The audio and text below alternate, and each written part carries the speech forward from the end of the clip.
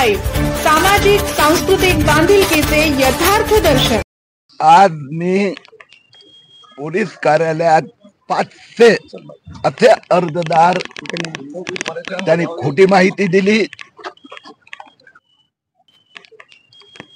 खोटे पुरावे दिले आणि त्या आधारावर जन्म प्रमाणपत्र मिळवलं, त्याची यादी व पुरावे दिले आहेत।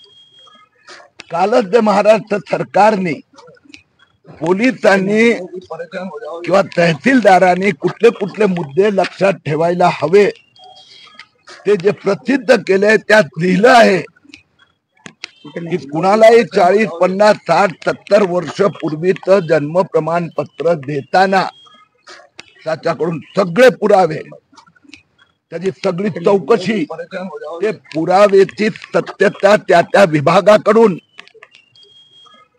आणि तो 50 वर्ष 60 वर्षानंतर येतो तसं का 60 वर्ष आला नाही, आणि तो 60 वर्ष कुठे राहत होता, 60 वर्षात काय केलं, त्याचे सगळे पुरावे।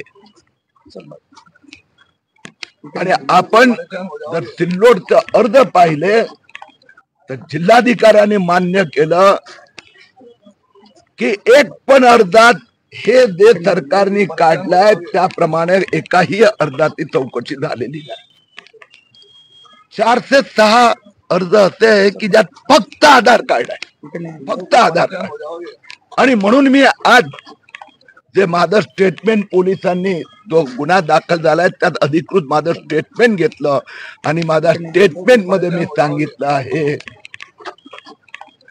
हे ठरवून झालेलं षडयंत्र आहे, आणि त्या षडयंत्रात उपविभागीय अधिकारी, पठाण, त्याच्या डिपार्टमेंटचे कर्मचारी, स्थानिक नगरपालिका हे इन्व्हॉल्व आहेत, यांचा संगनमताने झालेला आहे। कारण की पठाण हे उपविभागीय अधिकारी आहेत, फक्त आधार कार्डाच्या आधारावर, ज्या आधार कार्डवर लिहिलेलं आहे की याला कुठल्याही प्रकारचा पुरावा मानता येणार नाही, म्हणजे कोणताही पुरावा नसताना 40 वर्ष, 50 वर्ष, 60 वर्ष किंवा तिसऱ्याच व्यक्तीच्या नावाचं जन्म प्रमाणपत्र दिलंय। म्हणून उपविभागीय अधिकारी आणि त्यांना त्या सहकार्यांना पण आरोपी बनवले पाहिजे अशी मी मागणी केली आहे। मी खात्रीपूर्वक सांगतो की सिल्लोड मधून जेवढं अर्ज आलेले आहेत त्यातले 70% अर्ज हे बोगस। सुरुवातीला 4 आधारावरती जे म्हटलेलं आहे, नंतर मध्यंतरी 400 काहीतरी आकडा दिला होता, त्यानंतर यांनी प्रशासकीय यंत्रणेने फक्त 3 गुन्हा दाखल केला। ही प्रक्रिया संतगतीने, म्हणूनच माझं स्टेटमेंट द्यायला मला यावं लागलं, कारण की तक्रारदार पठाणनी याला आपण म्हणतो ना कव्हर अप करणं, विंडो ड्रेसिंग करण्याचा प्रयत्न केला। त्यांनी 3घांचीच नावं टाकली, त्याच्याकडे माहित आहे की 406 त्यांनी स्वतः कबूल केलं, हे 406 तर त्यांनी मान्य केलेलं मी आकडा सांगतोय। तुमची अशी मागणी काय तपास IAS किंवा वरिष्ठ राज्याच्या अधिकाऱ्यांमार्फत झाला पाहिजे? यात आयजी स्वतः नाही, यात आयजी स्वतः लक्ष घालत आहे, म्हणून ते जर मॉनिटरिंग तपास करणार असेल तर, आणि मालेगावचा तपास पण आयजी स्वतः लक्ष घालत आहेत, त्यांनी SIT पण बनवली, म्हणून यात पोलीस स्टेशन द्वारा पण स्वतः SP आणि आयजीनी लक्ष देत आहेत। तर तपासात जेवढे पाहिजे तेवढे पुरावे दिले आहेत। मला 100% खात्री आहे, तुम्ही बघा येत्या दिवसात किमान 4 ते 5 आरोपी होणार, आणि सरकारी कर्मचारी वर पण, कारण की एक अर्जासाठी 1 लाख रुपये खर्च येतो, एक हँडलर असतो जो आणतो त्याला इथे, आणि यातले अनेक जण इथले नाहीच आहे, पत्तेही नाही इथले, एक हँडलर, त्यानंतर एक वकील, कारण की हे जे सगळे 4,500 अर्ज आहे ना, तर 2-4 वकिलांचं काम आहे। वकील, त्यानंतर एजंट की तो लायजन करतो, त्यानंतर स्थानिक नगरपालिका, महापालिका, पंचायत,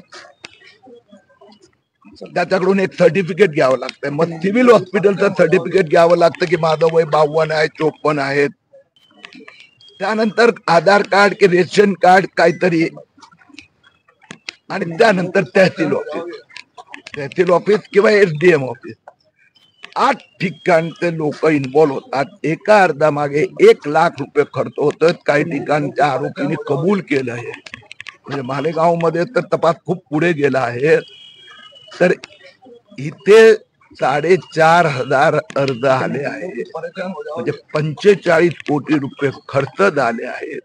हा पैसा कुठून आला याची पण चौकशी होणार. या जी मदत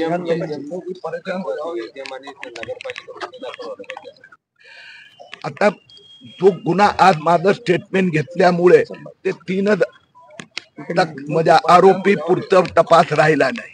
आता माझं स्टेटमेंट ऑफिशियल आहे की आता त्यांनी मला माझी FIR घ्यावी लागणार आणि सगळेच पुरावे किंवा एका FIR मध्ये तो FIR तक्रारदार पण आरोपी बनू शकतो.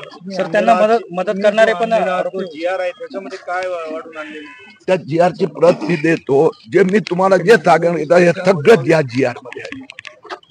सगळे पुरावे पाहिजे, चेक केले पाहिजे घरोघरी जाऊन. मग त्या संस्थाकडून सत्यता संस्था म्हणजे समजा रेशनिंग कार्ड तर रेशनिंग ऑफिसर रबर स्टॅम्प पाहिजे की रेशन कार्ड तपासून घ्यायला.